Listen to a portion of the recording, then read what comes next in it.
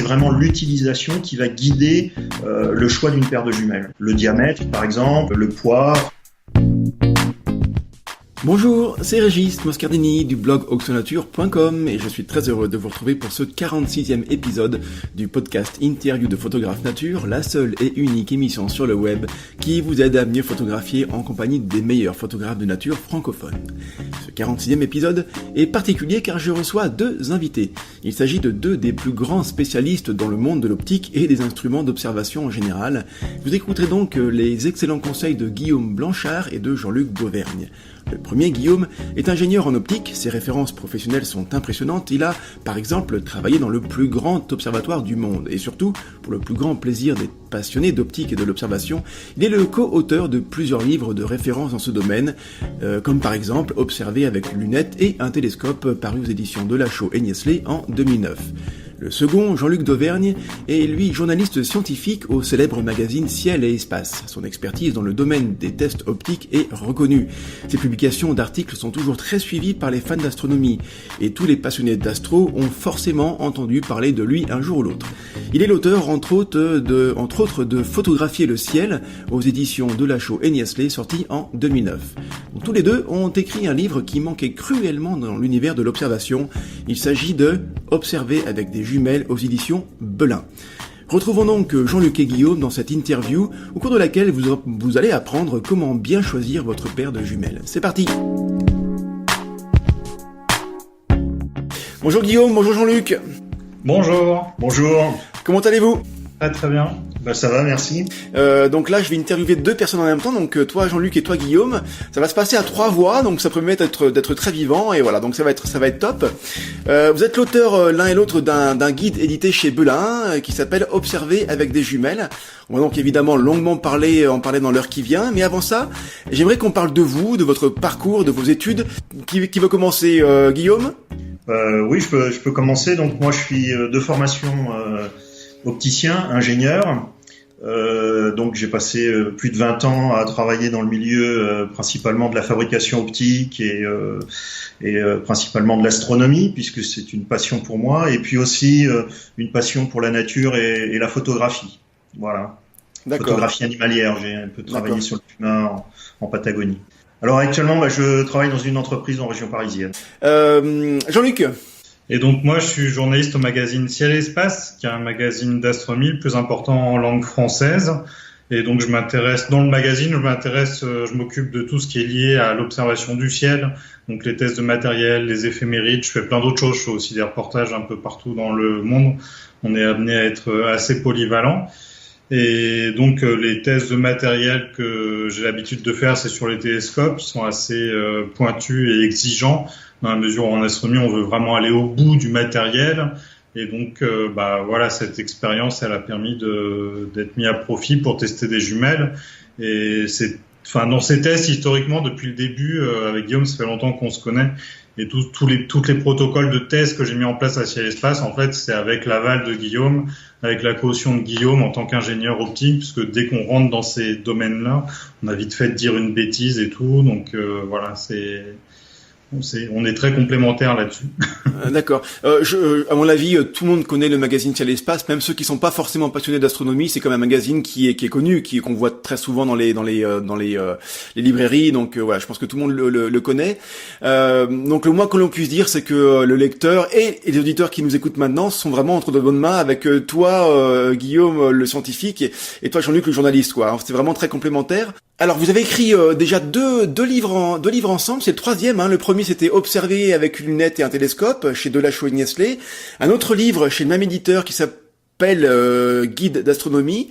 Donc là, c'est le troisième que vous écrivez ensemble. Est-ce qu'il y a un vrai avantage à écrire à 4 mains comme ça? Sur ce livre-là, complètement, en fait, dans la mesure où, on va en parler plus loin, mais Guillaume est pas seulement passionné d'optique, mais aussi d'histoire. Donc, il a fait tout un tas de recherches en histoire. Et là, vraiment, ce sujet, il y a passé un temps que j'aurais pas eu la patience de passer. Et puis après, c'est la même chose que ce que je disais pour les tests de ciel et espace. On a vraiment des compétences qui sont complémentaires. Donc, par exemple, dans le livre, l'écriture, elle s'est répartie un peu Guillaume a travaillé plus sur l'histoire, sur les parties de généralité, sur l'optique. Et puis moi, j'ai mené plus le travail de journaliste, d'enquêter sur les marques, d'essayer de savoir qui fabriquait à quel endroit, etc. Et puis l'avantage aussi d'écrire à quatre mains, c'est on recoupe notre travail, quoi. Derrière, chacun fait une relecture attentive de l'autre, et ça, c'est aussi très très précieux. On va dire que peut-être sur l'écriture, j'enrichis ce que peut faire Guillaume, et que de l'autre côté, sur le vocabulaire un peu technique, etc., Guillaume enrichit ce que je fais. Donc c'est vraiment un échange comme ça qui est assez fructueux. Je pense que Jean-Luc résume bien la situation. C'est effectivement le fait de travailler à quatre mains. Moi, je suis pas écrivain, donc avoir quelqu'un comme Jean-Luc avec qui j'avais travaillé, c'était vraiment important pour, je dirais, améliorer le style, avoir un style très très uniforme dans le livre. Et puis bon, c'est vrai que des compétences techniques, ça a permis de corriger peut-être des terminologies. Des fois, je suis un petit peu pointilleux sur l'utilisation de certains termes de vocabulaire, par exemple. Voilà. D'accord, donc oui, évidemment, je comprends l'intérêt d'avoir à travailler comme ça sur deux compétences qui sont complémentaires et puis assez différentes.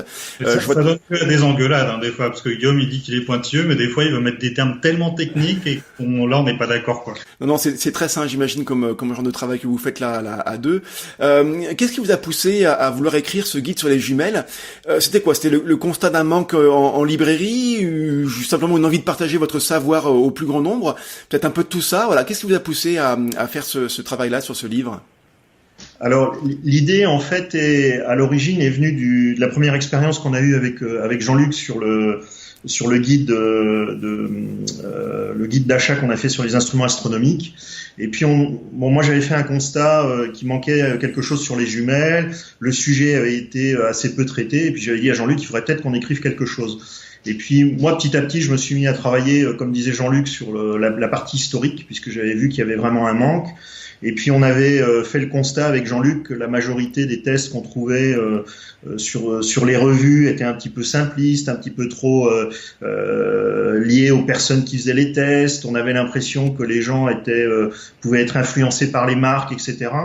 Donc on a mis quand même pas mal de temps avant de se décider, puis de trouver un éditeur qui était prêt à se lancer dans l'aventure, puisque écrire quelque chose de technique, ça fait souvent assez peur aux éditeurs actuels. Mais bon, on a trouvé Belin qui a voulu rentrer dans l'aventure, et puis Jean-Luc a été d'accord pour mener des enquêtes que j'aurais pas pu mener, en particulier sur les fabricants internationaux, etc. Donc voilà un petit peu comment on a construit la chose, une idée. Je dirais que l'idée, elle est née il y a peut-être 8 ans à peu près. D'accord. Il n'y avait pas d'étude de marché en fait, comme on peut le voir sur des produits très très industriels. C'est pas tout à fait cette stratégie. Bah oui et non. L'éditeur, quand on propose un livre, lui, il se pose des questions et par financières. Exemple, les livres qu'on a fait jusque-là, c'est chez Delachaux, donc on a naturellement d'abord proposé à Delachaux et Niestlé. Ça aurait été naturel d'avoir un livre comme ça chez eux, vu qu'ils ont pas mal de guides nature et que là le livre est vraiment orienté vers la nature. Et Delachaux a dit non, il faudrait qu'on le rentabilise en 1 an, et puis du coup on va pas rentrer dans nos frais.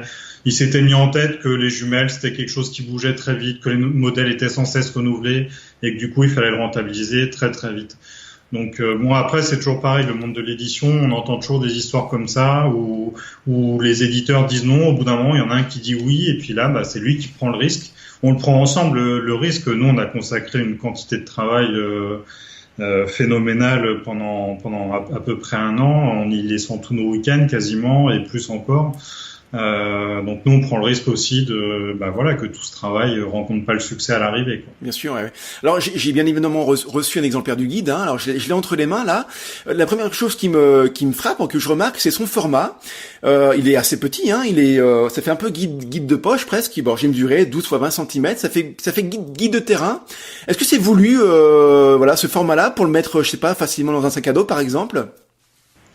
Oui et non, en fait là c'est vraiment la prérogative de l'éditeur de choisir le format. Nous quand on a vu arriver les caractéristiques, on s'est dit ça va peut-être être petit, et en fait l'éditeur s'est rendu compte lui-même que ça allait être petit, parce qu'on était parti pour faire 200 pages et au final le livre en fait quasiment 300. Donc on a été vraiment à l'étroit par rapport à la quantité d'informations qu'on avait et on s'est restreint. Et puis au final, le format, moi je le trouve bien. J'avais cette crainte que ce soit trop petit. En fait, c'est bien. On peut vraiment l'emmener partout. Si on va dans un magasin pour acheter un produit, ou si on va sur le terrain pour avoir des conseils d'observation, je trouve que c'est vraiment un format qui convient, quoi. C'est vraiment un format de guide et c'est approprié au sujet qu'on a traité. Ouais, je te rejoins. C'est exactement ça. C'est la première impression que j'ai eue. C'est effectivement, je me suis dit bon, bah voilà, on aurait pu l'avoir un peu plus grand, ne serait-ce que pour les illustrations qui sont intéressantes. Mais au final, tu l'as très bien résumé. C'est un format qui est assez pratique, donc je te rejoins là-dessus.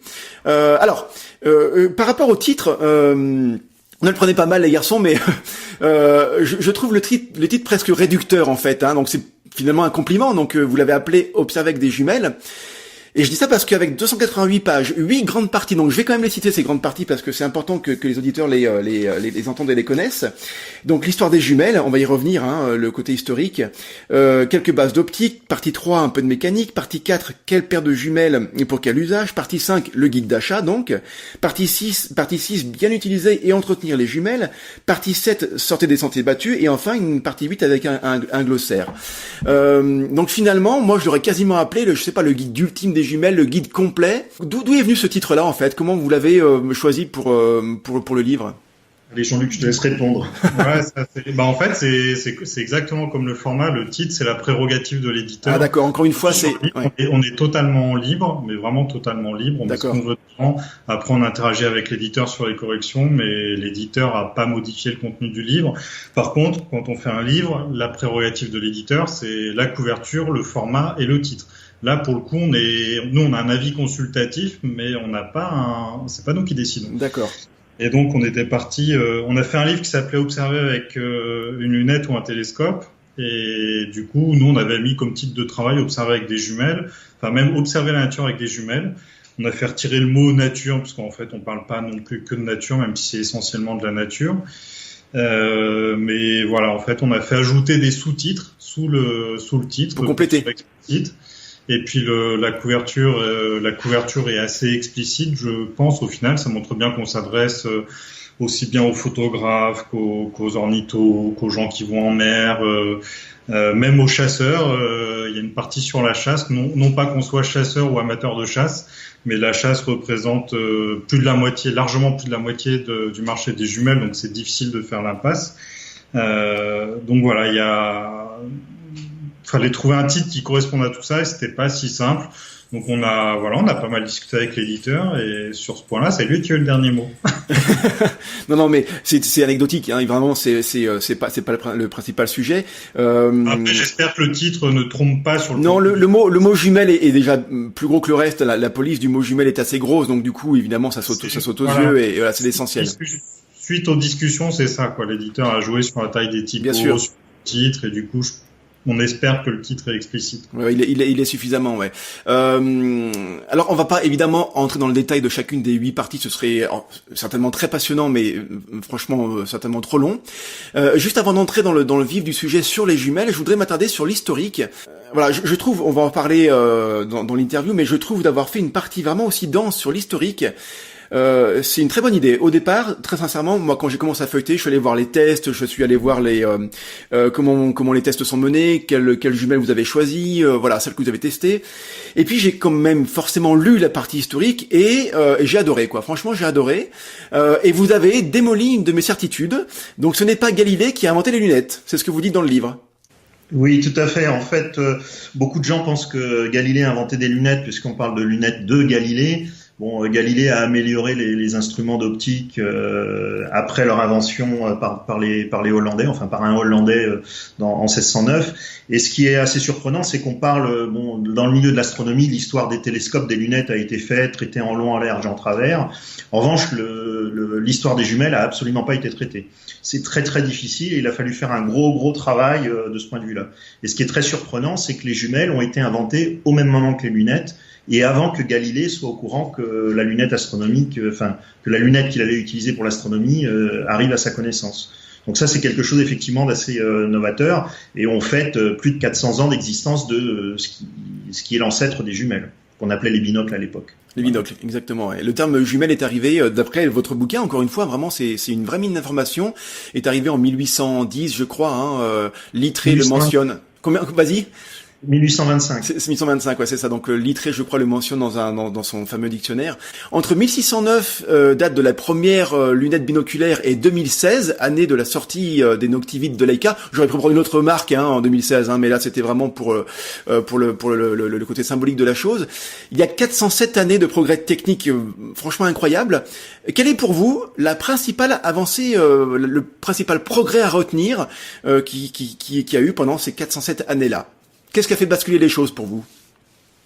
Alors, on va dire qu'il y a deux choses importantes qui vont être, on en a parlé l'année 1825, où on va avoir l'apparition des jumelles de théâtre. Donc là, on est dans un domaine où on utilise des jumelles avec la technologie Galilée, donc des jumelles avec assez peu de champ qu'on utilise pour regarder les spectacles.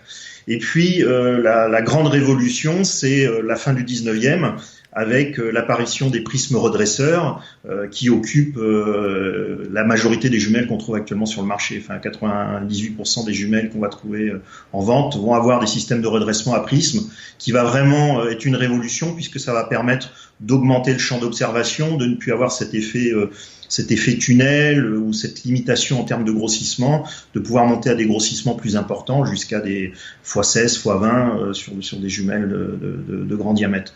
Donc deux révolutions, je dirais, la première en 1825, où on commence à utiliser les jumelles pour des observations théâtrales, et puis le terme jumelle qui naît, et puis l'arrivée des prismes redresseurs fin 19e, principalement avec la firme Carl Zeiss, qui va vraiment développer toutes ces technologies qui vont être utilisées principalement pour les guerres après, les guerres de 14-18, les guerres de 40. Enfin, il y a beaucoup de progrès des jumelles qui sont associés au développement militaire à la base. Oui, bien sûr. Toi, Jean-Luc, tu es d'accord avec Guillaume là-dessus, ou tu as une autre vision des avancées technologiques?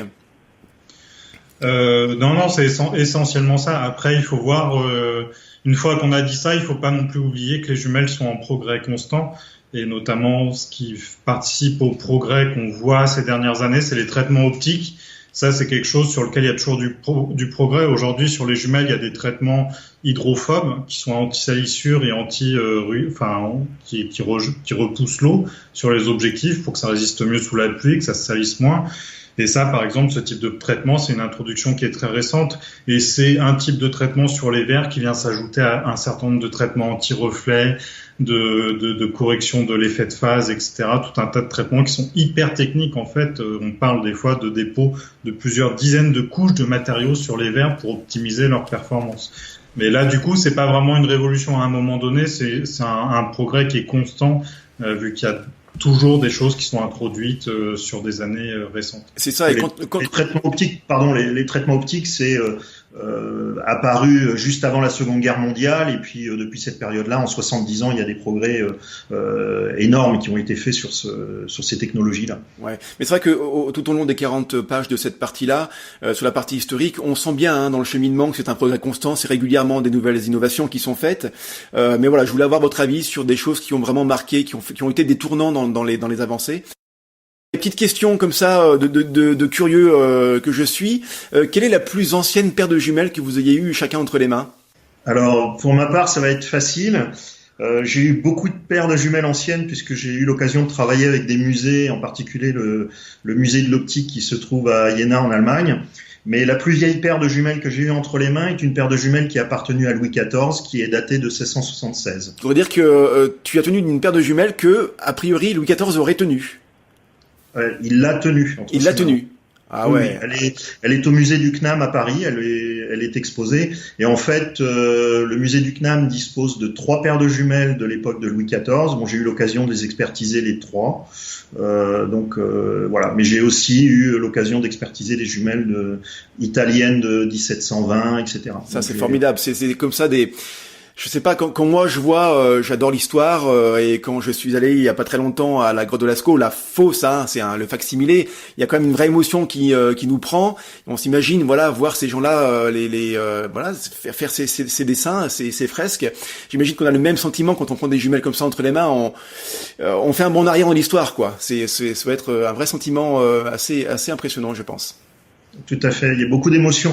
Il y a à ce sujet, bon, moi j'essaye de développer, de remettre je dirais en exposition une paire de jumelles qui a été faite pour Louis XIV, qui mesure 4 mètres de long, et qui est actuellement non exposée, qui est dans les réserves du musée du CNAM, et qu'il faudrait restaurer puisque l'instrument a été stocké. Donc il y a des choses à faire aussi au niveau patrimoine français. Ça va être très passionnant, j'imagine, ouais. Et quant à toi, Jean-Luc, alors ? Les jumelles dont parle Guillaume, les jumelles qui sont au Conservatoire national des arts et métiers, je les ai déjà vues. Les jumelles de l'époque de Louis XIV, je les ai pas eues entre les mains, j'ai pas eu cette chance. Du coup, les plus anciennes, honnêtement, j'en sais rien. Ouais. On trouve facilement dans les greniers des jumelles de la guerre de 14, enfin en tout cas de cette époque-là, parce qu'il y en a eu des quantités vertigineuses de produites pour la guerre. Donc j'ai probablement eu des jumelles entre les mains de cette époque-là, peut-être même de l'époque de Napoléon. Il y a pas mal de petites jumelles de théâtre, mais honnêtement, la date de la plus ancienne, je sais pas. Tiens, une question qui me vient là, tout de suite. Tu parles justement de ces jumelles-là de la guerre où il y a de très grandes chances que dans les vieilles maisons, dans les greniers des vieilles maisons, on puisse en trouver. Donc c'est pas extraordinaire. Qu'est-ce qu'on en fait si un jour on trouve ce genre de jumelles dans les greniers de ses grands-parents? Qu'est-ce qu'il faut en faire? On va pas les jeter, quoi. C'est trop dommage. Il faut les garder, il faut les dépoussiérer, il faut les donner à un opticien. Qu'est-ce qu'on en fait? Ça, c'est une bonne question. En fait, je disais tout à l'heure que le livre fait quasiment 300 pages au lieu de 200. Donc, à un moment, on a dû s'arrêter. Et initialement, on avait prévu de mettre un chapitre un peu là-dessus, en fait, sur la restauration des vieilles jumelles. C'est plutôt Guillaume qui aurait été capable de l'alimenter. Mais effectivement, on peut envisager c'est des jumelles qui sont pas forcément trop difficiles à démonter. Donc, on peut envisager de les démonter, de nettoyer les optiques, de les restaurer un petit peu, de faire tout un tas de choses. Bon, après, on s'est dit que cette partie-là n'allait pas forcément concerner le plus grand nombre de lecteurs, donc on a choisi de la sacrifier. Et puis peut-être on parlera plus tard du site web, mais peut-être qu'on mettra un article en ligne sur Internet un jour là-dessus pour compléter le livre et ce qu'on n'a pas pu mettre dedans.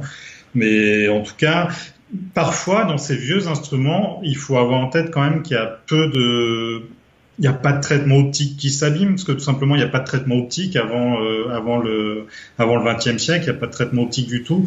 Donc, ces instruments qui datent du XIXe siècle ou encore avant, en fait, souvent, optiquement, ils sont pas si mal que ça. Et ce qui peut arriver, c'est parfois les cols qu'il y a entre les lentilles, notamment le baume du Canada, ça vieillit mal. Guillaume pourra en parler mieux que moi, je sais pas comment ça vieillit, mais ça jaunit, ça peut se craqueler aussi, je pense. Donc il y a des cols entre les lentilles qui peuvent mal vieillir, mais on voit dans les vieilles lunettes d'astronomie, là on a aussi l'occasion d'en utiliser, des optiques qui ont 100, 200 ans, qui fonctionnent toujours parfaitement bien et qui parfois même donnent des images d'une qualité étonnante. Par rapport à leur âge, pas dans l'absolu évidemment. Bien sûr. D'accord. Allez, on attaque le cœur de l'interview, et donc le cœur du livre. Alors déjà, on va aider, je pense, un grand nombre d'auditeurs. Ça veut dire quoi, les fameux nombres qu'on voit sur les jumelles, sur toutes les jumelles, le 10 x 42, le 8 x 42 ou encore le 10 x 32? Cette multiplication que l'on voit sur les jumelles, ça veut dire quoi? Alors bon, ces deux chiffres, en fait, sont les paramètres principaux d'une paire de jumelles. Donc le premier chiffre, ou le premier nombre correspond au grossissement. Donc en fait, ça va donner une idée du rapprochement que va nous donner une paire de jumelles. Donc typiquement, si on a une jumelle qui va grossir 10 fois, un objet qui va être positionné à 1 km, on va l'observer comme s'il était rapproché à 100 mètres. D'accord. Voilà ce que ça veut dire. Le deuxième chiffre correspond au diamètre des lentilles d'entrée, donc de l'objectif, et ça nous donne une information sur la quantité de lumière que va capter une paire de jumelles. Donc plus le second chiffre est important, plus la jumelle va être lumineuse pour un grossissement équivalent. Alors ça, c'est un petit peu en simplifiant les choses, puisque quand on lit le livre, on découvre qu'il y a des aspects transmission, qu'il y a des jumelles qui transmettent plus que d'autres. Et donc, c'est un petit peu réducteur, ce premier paramètre que l'on donne. Voilà. D'accord. Justement, ce paramètre-là ne parle pas forcément du champ. Ce fameux champ, c'est la scène embrassée n'est pas expliquée dans les 10 x 42 ou 8 x 42. Ça n'est pas expliqué là-dedans. Absolument pas. En général, sur certaines jumelles, on peut trouver aussi des informations du champ à 1000 mètres. Donc on va nous dire quel est le champ embrassé à 1000 mètres ou un champ angulaire, voilà, qui est aussi une information 6 degrés, 5 degrés et demi. Enfin voilà, on va trouver des choses assez différentes en fonction des jumelles. Alors on peut trouver des jumelles qui présentent le même grossissement, le même diamètre, mais avec des champs différents. Le champ va être principalement lié au design, enfin à la conception de l'oculaire. C'est l'oculaire qui va définir principalement le champ que l'on va observer. D'accord. Et ça n'a rien à voir avec le diamètre, contrairement à ce qu'on peut lire. J'ai lu ça dans un livre récemment sur la digiscopie, par exemple. Dans la partie 4, vous faites un tour d'horizon des différents usages possibles d'une paire de jumelles. Donc je les cite, golf, tir de loisirs, chasse, randonnée, voyage, l'astronomie, les salles de spectacle et aussi les petites bêtes, aussi surprenant que ça puisse paraître. Et évidemment l'ornithologie et la photo animalière. Pourquoi vous avez dû comme ça différencier les usages de paires de jumelles ?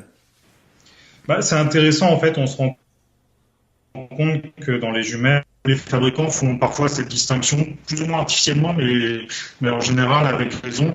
Les besoins dans les différents domaines sont très différents. Par exemple, dans les jumelles de marine, on peut trouver des jumelles qui ont des compas pour indiquer des directions.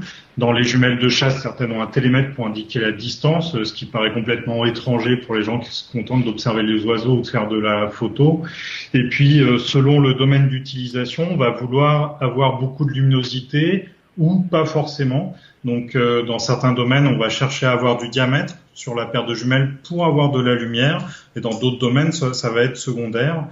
Donc, il y a vraiment tout un tas de paramètres comme ça. Il y a aussi la solidité de la paire de jumelles. C'est important dans certains domaines. Ou en astronomie, par exemple, c'est une activité parfaitement calme. La solidité, c'est très, très secondaire. L'étanchéité aussi, c'est très secondaire. S'il pleut dehors, on sort pas. Donc, on n'a pas ce genre de problème. Donc il y a tout un tas de choses comme ça différentes à prendre en considération.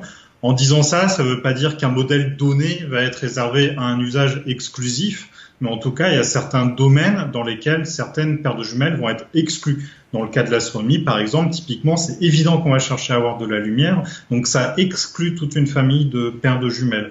Dans la marine, on est sur un bateau, ça bouge, ça exclut les paires de jumelles qui grossissent trop. Donc il y a comme ça tout un tas de paramètres à prendre en considération selon l'usage qu'on va faire de la jumelle. Ce qui n'empêche pas, encore une fois, si on veut, d'essayer de trouver un compromis, une paire de jumelles universelle qui va servir dans différents domaines. Mais en tout cas, voilà, faut prendre en considération ces aspects-là. Je pense que ce que vient de dire Jean-Luc est important. Il faut savoir que ces chapitres sont fondamentaux dans le sens où on a bien sûr fait des tests, on présente des tests et des résultats, des évaluations, mais il y a une partie qui est forcément liée à l'utilisation. Et certaines jumelles qu'on va trouver très très bonnes dans un domaine vont peut-être pas forcément être la meilleure paire de jumelles pour un autre. Ce qu'on a voulu à travers le livre, c'est donner des outils aux gens pour justement gérer la partie plus subjective dans le choix d'un instrument. Typiquement, une personne qui va vouloir regarder des papillons va chercher à avoir des instruments qui ont des distances de focalisation très courtes, ce qui n'est pas du tout le cas d'une personne qui va chercher à faire de l'astronomie ou qui va faire de la marine. Donc il y a certains paramètres qui ne peuvent pas être évalués. On ne peut pas mettre une note sur si c'est important d'avoir une distance de focalisation faible ou longue ou si la masse est importante. Il y a des choses où on ne peut pas noter, parce que c'est vraiment l'utilisation qui va guider le choix d'une paire de jumelles. Bien sûr, le diamètre, par exemple, le poids. Enfin, donc on a vraiment séparé au niveau des chapitres ce qui est mesurable. On donne des informations et on peut comparer des choses au niveau optique, et puis des choses qui sont plus subjectives et liées à l'activité de l'utilisation de la jumelle. D'accord. Et ça, je pense que c'est une grande nouveauté qu'il y a dans ce livre. Ouais, donc une personne qui souhaiterait s'acheter des jumelles doit d'abord et avant tout prendre un temps de réflexion pour se dire dans quel domaine je vais principalement les utiliser, et en fonction de ça, après elle pourra acheter en conséquence ce type de paire-là ou ce type de paire-là. Justement pour l'animalier, quels sont, parce que la plupart des gens qui nous écoutent sont des photographes animaliers de nature, quelles sont les caractéristiques essentielles que doit posséder une bonne paire de jumelles pour l'animalier, et on va élargir un peu pour l'ornitho? Alors, typiquement, dans l'animalier, et encore plus pour l'ornitho, on va avoir des sujets qui sont parfois éloignés. Donc déjà, on se pose pas de questions, il faut du grossissement Alors, on peut avoir plusieurs écoles dans les ornithos. Il y en a qui sont plutôt pour des jumelles qui grossissent 8 fois et d'autres pour des jumelles qui grossissent 10 fois, mais la majorité des personnes choisissent 10 fois. Après, ce qui peut conduire à choisir moins, c'est pour des personnes qui tremblent un petit peu, qui ont pas assez de stabilité, mais voilà, en général, on prend au moins 10 fois, voire pourquoi pas un petit peu plus. L'autre paramètre important, c'est qu'on va souvent barouder, donc il faut des jumelles solides. Et là, pour le coup, les jumelles sont pas toutes à pied d'égalité sur ce plan-là. Aujourd'hui, on a la chance d'avoir un critère qui devient assez général, c'est que les paires de jumelles sont étanches, mais alors elles sont plus ou moins étanches. Donc il faut regarder selon le milieu dans lequel on va aller. Si on a un risque de faire tomber dans un lac, autant prendre une paire de jumelles vraiment étanches. Aujourd'hui, c'est vraiment abordable. Il y a beaucoup de jumelles qui peuvent supporter une immersion jusqu'à 1 mètre. Après, celles qui permettent d'aller plus loin, il y a moins de monde, mais en tout cas, voilà, c'est aussi un critère important.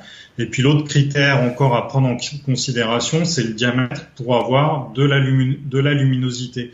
Le paramètre qui est important à avoir en tête, c'est que la luminosité, si on se place dans des conditions de faible lumière, si on pousse le truc à l'extrême, quand il fait nuit, la pupille de l'œil se dilate au maximum à peu près à 6 mm.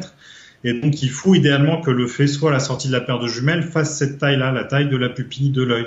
Et pour connaître cette valeur de la taille de la pupille à la sortie de la paire de jumelles, il suffit simplement de prendre le diamètre de la paire de jumelles en millimètres divisé par le grossissement.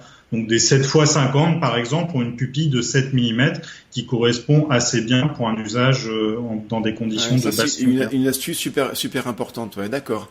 Oui. Donc après on va pas forcément pousser jusqu'à des pupilles de 6-7 mm, mais typiquement si on est amené à être dans des conditions de basse lumière, il faut avoir une pupille de sortie au moins de 4-5 mm, ça c'est clair. D'où le fait que les jumelles 10-42 sont souvent conseillées pour l'ornithologie ou pour l'observation nature, parce qu'on se retrouve avec une pupille de sortie de 4,2, un grossissement qui est assez gérable de 10, un aspect masse, et c'est un petit peu pour ça que le livre s'est orienté. On a énormément testé de jumelles de cette catégorie-là. Oui. Mais après, puisque nous aussi on est photographe animalier, clairement quand on fait de la photographie animalière, on se déplace avec beaucoup de matériel, on est tous confrontés à ce problème-là, de vite se retrouver avec 10-15 kilos.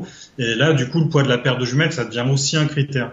Donc c'est là aussi où il peut être intéressant de se dire, je vais peut-être aller concéder un grossissement peut-être un peu plus faible, des jumelles avec un diamètre légèrement plus petit, mais à la limite, la différence de prix, je vais peut-être la mettre dans une paire de jumelles plus haut de gamme, qui a une très bonne transmission de la lumière. Comme ça, ce qui a été perdu en diamètre et en grossissement, je vais le compenser par un gain en luminosité. Donc en masse. C'est en luminosité et en poids surtout pour éviter de s'alourdir. De toute façon, votre guide, la partie guide d'achat est très bien faite là-dessus. C'est très très segmenté, très clair et tout ce que vous dites là, c'est repris évidemment pour chaque type d'usage. Donc c'est vraiment très très bien fait. Et ce que j'ai aussi apprécié, c'est vous donner à chaque fois un coup de cœur sur un type de jumelle. Donc on va rester sur l'animalier évidemment. Quel serait votre coup de cœur à vous sur une paire de jumelles pour l'animalier, on va dire dans les 400-500 euros?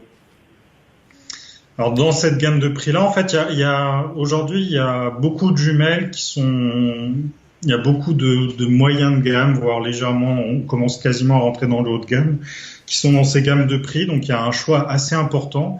Enfin, en gros, dans ce que nous on a pu constater dans cette gamme de prix là, on n'a pas vraiment vu beaucoup de mauvaises surprises. Mais voilà, après, nous on a été attachés à une chose quand même, c'est de tenir un discours, d'appeler les gens à être responsables dans leur pratique. C'est évidemment vrai pour les chasseurs, mais c'est aussi vrai quand on va avoir des oiseaux. Il y a des lois qui existent pour pas aller déranger les gypaètes barbus quand ils nichent, par exemple. Et on peut aussi se poser des questions quand on achète sa paire de jumelles, de se demander d'où elle vient. Est-ce qu'elle n'a pas été fabriquée par des enfants? Est-ce que l'usine qui a fabriqué la paire de jumelles a respecté l'environnement, etc. Et en fait, en enquêtant là-dessus, sur d'où viennent nos jumelles, comment est-ce qu'elles sont fabriquées, on s'est clairement rendu compte que une certaine partie de la production asiatique ne permettait pas tout simplement d'avoir de garantie sur les conditions de fabrication. Ça ne veut pas dire que c'est fabriqué dans des conditions anormales, mais on ne peut pas le vérifier en fait, on n'a pas l'information, il n'y a pas de traçabilité. D'accord. Donc ce qui a été intéressant en fait dans nos recherches, On a trouvé notamment la marque Meopta qui est en République tchèque. On avait même pu visiter l'usine. On a visité quelques usines. On a vu aussi Swarovski, Zeiss et Leica. Et on a poussé jusqu'à la République tchèque pour aller là-bas et on a testé les produits de Meopta. Et les produits de Meopta sont sur un rapport qualité-prix qui est vraiment intéressant. Donc, ils ont 2 gammes, les Meostar et les Meopro. Et les Meopro sont à peu près dans cette gamme de prix de 500 € pour des 1042. Donc voilà, nous on a mis en coup de cœur, alors pas les Meopro, mais d'autres jumelles de Meopta, parce que voilà, il fallait faire des choix. Mais en tout cas, voilà, c'est le genre de produit intéressant sur lequel on a une garantie de la provenance. Après, il faut regarder aussi dans les marques, y compris celles où on pense que tout est fait en Chine, comme Bushnell. Bushnell a des produits qui sont faits au Japon. Il y a la marque Kite aussi qui fabrique au Japon. Enfin, dans ces eaux-là, 500, 600 €, on trouve pas mal de produits faits au Japon. Mais il faut vraiment regarder au cas par cas. Donc ça, c'est quelque chose qu'on explique sur le livre. On a mis aussi sur le site internet, en lien avec le livre, une liste des marques. Tu peux donner le lien, s'il te plaît, Jean-Luc, tout de suite? C'est facile, c'est test-jumelle avec un s.fr. Et puis sur la 4e de couve du livre, il y a un petit QR code qui permet d'accéder facilement au site internet. Donc il y a toute cette liste de marques et sur on détaille où se fournissent les gens. Alors ce qui est compliqué, c'est que beaucoup de marques se fournissent un peu partout. Et puis voilà. Et puis après, dans cette gamme de prix, alors moi si on me demande par rapport à moi, mes jumelles perso sont à peu près dans cette gamme de prix, légèrement au-dessus. C'est des 12-36 chez Canon. Ça doit coûter dans les 600-700 €. Donc on est un petit peu au-dessus de ça. Mais justement, on parlait d'animalier. En animalier, le grossissement, c'est important. Et moi, c'est pour ça que j'ai choisi ces jumelles-là. Et c'est des jumelles stabilisées. Et voilà, en photographie, on aime bien la stabilisation. Et moi, j'aime retrouver ce confort sur des jumelles. La qualité optique est pas du tout au niveau de ce qu'on trouve sur Zeiss, Leica, Swarovski. C'est vraiment un cran en dessous. Là, il n'y a pas de doute. On est vraiment dans une qualité optique de milieu de gamme, mais la stabilisation, enfin, moi, ce que j'ai mis dans le livre et à d'autres endroits, c'est quand on est à goûter, on a du mal à revenir en arrière et d'autres personnes qui utilisent des jumelles stabilisées disent la même chose. Mais après, je dis ça, Guillaume, qui est juste à côté de moi, utilise pas de jumelles stabilisées, il est très content. Disons qu'à 12 fois, un grossissement 12 fois, on peut penser qu'effectivement la stabilisation est quasiment obligatoire. 8, 10, non, t'es pas... Si, complètement, ouais. 12 fois, il faut commencer à stabiliser, c'est clair. Alors moi, ce que j'ai beaucoup apprécié dans le livre, c'est les illustrations de tests, notamment les photos d'aberrations, les aberrations. Alors je reprends en main le livre, la qualité d'image au bord, et c'est vraiment édifiant, quoi. On voit à chaque fois l'illustration. C'est une photo prise en fait de la jumelle, hein, avec la qualité d'image au bord de la jumelle, et c'est assez impressionnant. Et je comprends enfin pourquoi une paire de jumelles peut coûter 2000 € et pourquoi une paire de jumelles peut coûter 150 €. C'est vraiment assez incroyable de voir la différence de qualité, et ça s'explique par les traitements optiques, j'imagine, mais de voir une image vraiment pas chouette sur les bords de l'image justement, et puis quelque chose qui est très correct sur ces mêmes bords de l'image avec une paire de jumelles à plus de 1000 €. Oui, ça c'est quelque chose qui est important. En fait, on se rend compte que l'optimisation, alors c'est principalement le design optique, la quantité de lentilles qu'on va mettre, le choix des verres qu'on va utiliser. Il y a des verres qui peuvent coûter au prix du poids 10 fois plus que des verres normaux, par exemple. Donc le choix des verres qui va impacter le prix de façon conséquente va impacter aussi sur la qualité des images en bord de champ. Donc, ce qu'on a pu constater, c'est qu'effectivement, les rares jumelles qui avaient des qualités, je dirais, très très bonnes en bord de champ sont des jumelles haut de gamme. La majorité des jumelles bas de gamme, moyenne gamme, ont une qualité optique tout à fait honorable au centre du champ, mais dès qu'on va s'éloigner du champ, on va perdre rapidement en qualité. Alors, pour des gens qui n'ont pas l'habitude de regarder avec les jumelles, qu'est-ce qu'on fait? On regarde au centre. Donc on se conforme avec une image de qualité au centre du champ et on n'a pas tendance à regarder sur les bords. Les gens qui sont un peu plus pointilleux, connaisseurs en observation, en particulier les ornithos, des gens qui vont chercher à détecter un petit oiseau au milieu du feuillage ou des choses comme ça, vont apprécier le fait d'avoir de la qualité optique dans tout le champ. Ça peut être le cas de chasseurs aussi, on en parlait, ils ont à peu près les mêmes problématiques. D'ailleurs, on se rend compte qu'il y a deux écoles, les chasseurs vont sur certaines marques, les ornithos vont sur d'autres, mais ils ont à peu près les mêmes besoins. Donc, il y a vraiment cette grande différence qui est au niveau prix. monter dans du haut de gamme, ça veut dire qu'on va énormément gagner en qualité de détail, de contraste en bord de champ.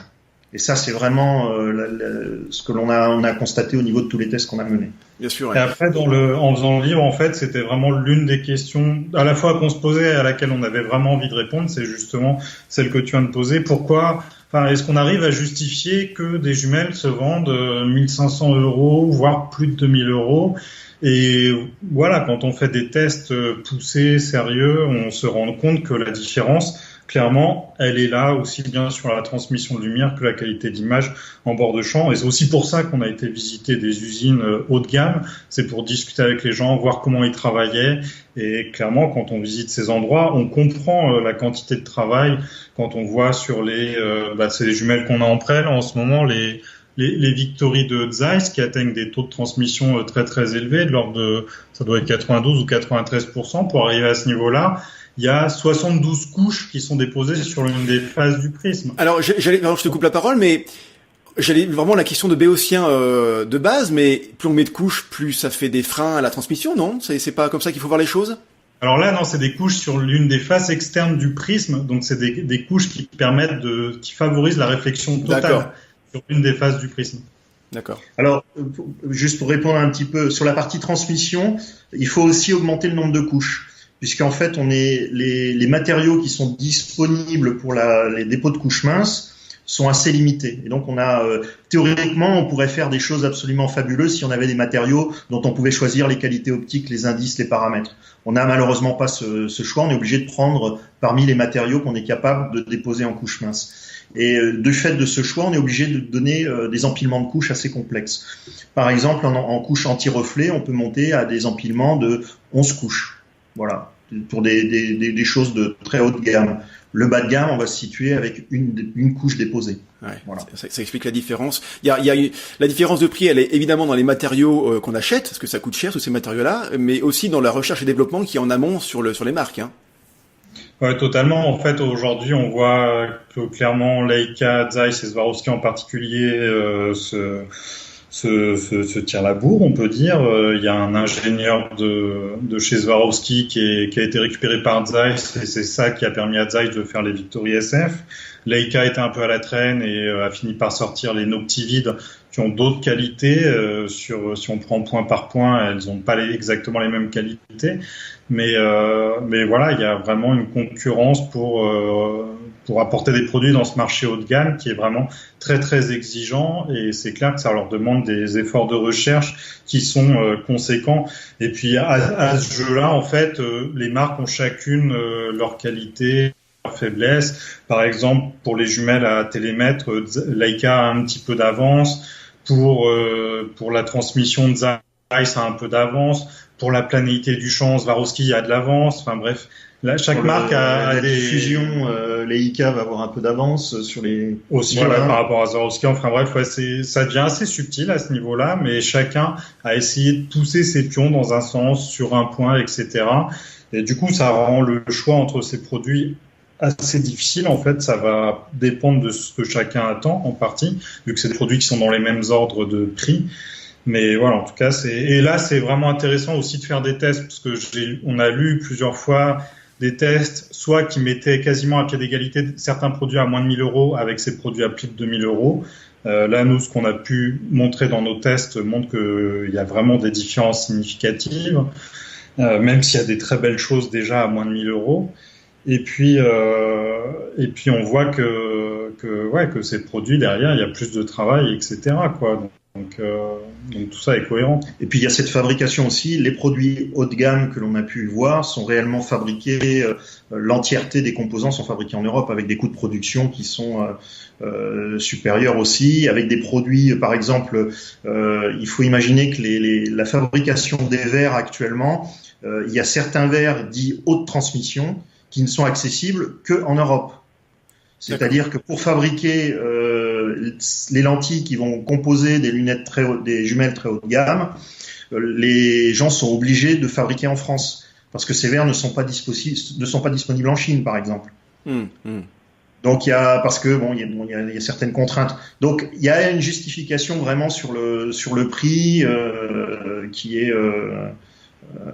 qu'on a pu constater à travers nos enquêtes. Si on ne s'était pas déplacé, on n'aurait pas pu se rendre compte qu'effectivement il y avait autant de différences. C'est intéressant d'avoir ce point de vue parce que vraiment ça explique ces prix-là, ces tarifs qui sont vraiment très impressionnants. Quand on s'intéresse un petit peu, quand on commence à s'intéresser au monde des jumelles et qu'on voit des prix à 2000 € sur des objets qui ont la même taille que celles à 150 € ou un peu plus, on se dit mais pourquoi? Et d'après de ce que vous dites, c'est largement justifié. Je le comprends et c'est bien de le dire comme ça. Est-ce qu'on peut faire le lien avec aussi le prix, on sort un peu du champ, du cadre de l'interview, mais est-ce qu'on peut faire le lien avec le prix des téléobjectifs en photographie en animalière ou sportive, où on atteint des sommets également à des 8-10 000 € sur les 500 mm f4 par exemple? Est-ce que c'est aussi ce même cette même explication qui justifie ces tarifs-là?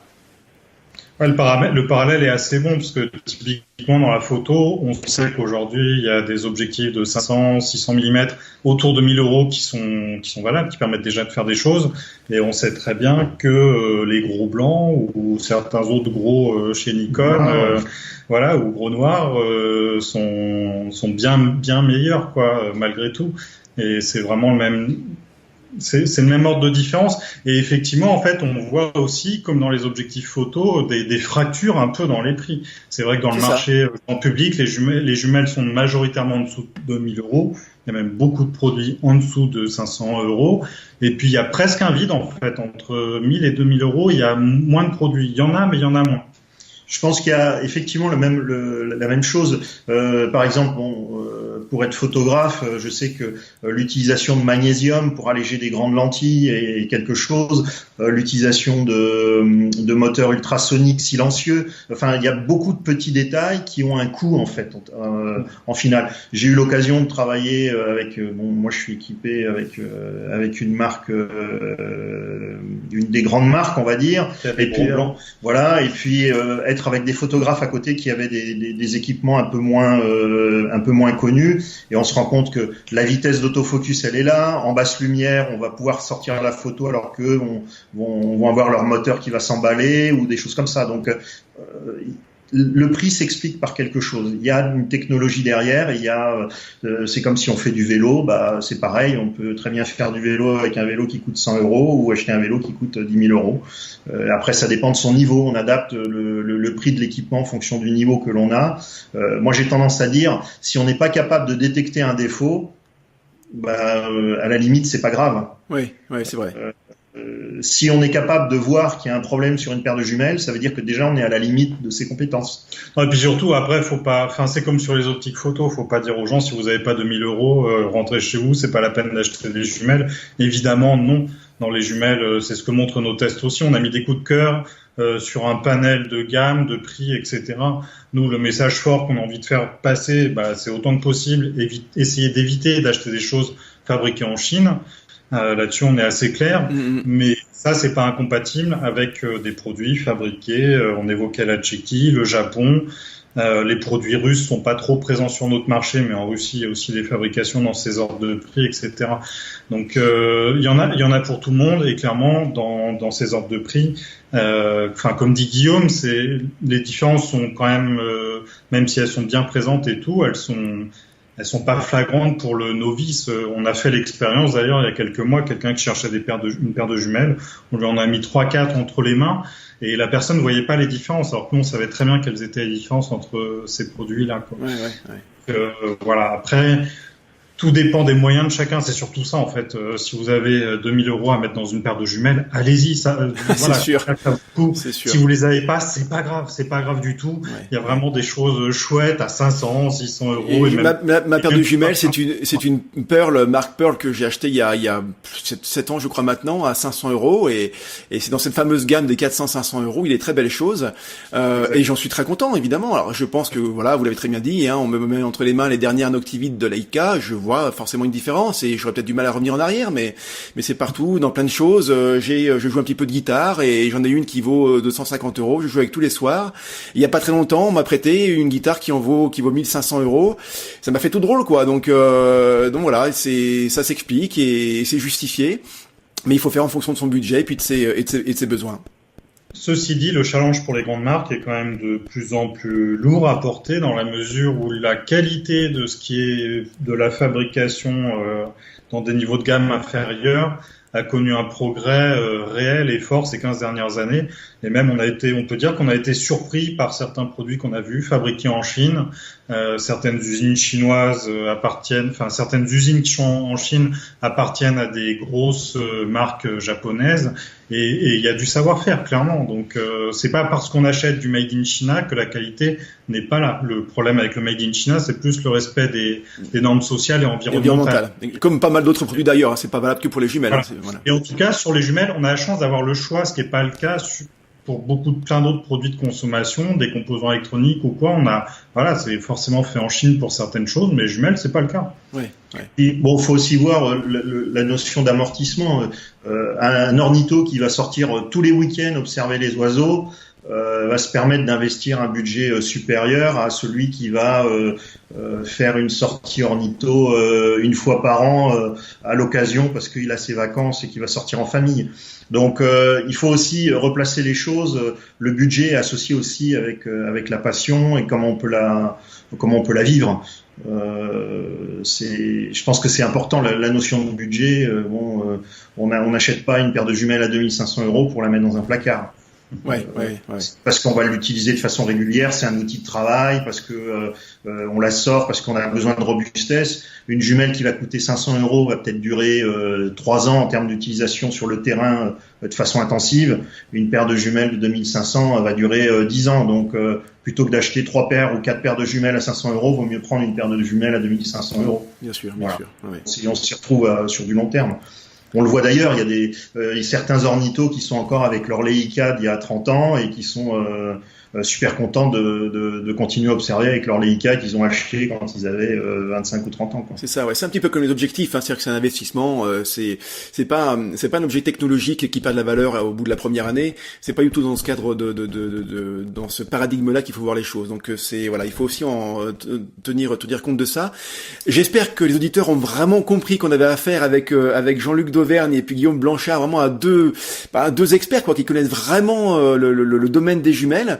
Donc moi je conseille sincèrement à toute personne en phase d'achat de jumelles et pas que d'acheter ce livre parce que vraiment ça en plus des conseils donnés pour acheter les jumelles, évidemment ça c'est important, mais en plus ça donne je trouve une belle culture optique. Donc ne serait-ce que pour la partie le côté acquisition d'une culture optique, je trouve ça formidable. Où est-ce qu'on peut se procurer ce livre ? Il est édité chez Belin, donc on peut le retrouver un petit peu partout. Après, nous, on est tous les deux sur Paris, donc on a travaillé beaucoup avec la Maison de l'Astronomie, qui est la plus grosse boutique de jumelles sur Paris. Donc ils ont un bon stock là-bas. On a aussi été au festival photo de Montier-Anderre, donc si vous voulez faire travailler un libraire, le libraire du festival qui est à Saint-Didier a aussi un bon petit stock de livres. Et puis dans les réseaux de boutiques astronomiques, vu que nous on est un peu issus du milieu astronomique, même si on fait de la photo animalière, etc. Donc les revendeurs de matériel astro souvent ont le livre en stock. Mais bon voilà, après si vous cherchez le livre sur internet, vous avez un vaste choix de libraires qui le vendent, y compris des libraires qui payent leurs impôts en France.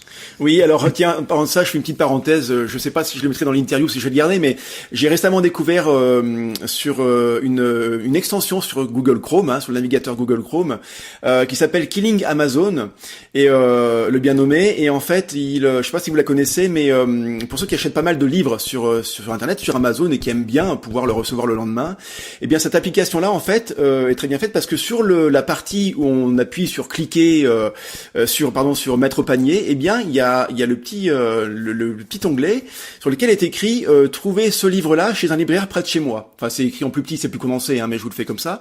Et on clique dessus et ça emmène sur un autre site qui s'appelle la Place des libraires et qui automatiquement vous propose ce même bouquin chez un libraire près de chez vous.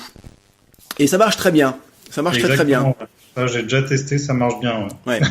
Donc on peut faire la recherche sur Amazon et puis par contre l'acheter chez son libraire chez soi, et c'est vrai que c'est mieux pour l'économie locale. Merci beaucoup. Les petits libraires, quand on entend le salaire moyen qu'ils ont, qui est souvent inférieur à 1500 € par mois, alors qu'ils travaillent, qu'ils font des horaires pas possibles, et qui donnent de beaux conseils, souvent. Voilà, ouais. Je dirais une petite parenthèse aussi qu'on peut faire, c'est aussi faites l'effort si vous allez chez un revendeur tester des jumelles et profiter des conseils et autres. Essayez d'acheter chez un revendeur et pas utiliser ces gens-là pour derrière acheter sur des plateformes internet, parce que ces gens-là vous donnent un service qui est quand même assez important puisqu'ils ont de l'expérience. Ils ont des conseils, ils peuvent vous orienter, vous êtes d'accord ou pas d'accord avec eux, ça c'est autre chose, mais c'est quelque chose qui nous a foncièrement choqué de voir que beaucoup de gens vont tester les équipements, vont les prendre en main, se faire leur jugement, et puis partent sans rien acheter et vont acheter le lendemain l'équipement qu'ils ont testé sur Amazon. Voilà. Donc on aurait tendance à dire, si vous faites l'effort de vous déplacer et que ça vous coûte peut-être un peu plus cher, c'est aussi parce que vous payez le service, vous payez du service après-vente et des choses comme ça. Non, mais c'est important parce qu'en fait, sur les jumelles, ça arrive souvent d'avoir des petites bricoles quand il y a eu un choc ou quoi, des courroies qui cassent. On peut vite avoir besoin de SAV sur des jumelles plus qu'on ne le pense. Je dirais autant que sur du matériel photo, et quiconque fait de la photo de façon intensive, c'est à quel point on peut avoir besoin du SAV régulièrement. Et donc sur les jumelles, à ce titre-là, c'est bien de les acheter à quelqu'un qui a le pignon sur rue. Si on les achète en virtuel, ce sera sans doute beaucoup plus difficile d'avoir du service. Des fois, il y a je vais pas citer de marque, mais il y a du SAV sur certaines marques, y compris des grandes marques, qui est un petit peu poussif et laborieux. Donc là, c'est bien d'avoir une interface humaine d'un professionnel du milieu qui va pouvoir éventuellement pousser les choses, voire trouver un revendeur, un réparateur bis. Il y a aussi des artisans qui savent réparer les produits.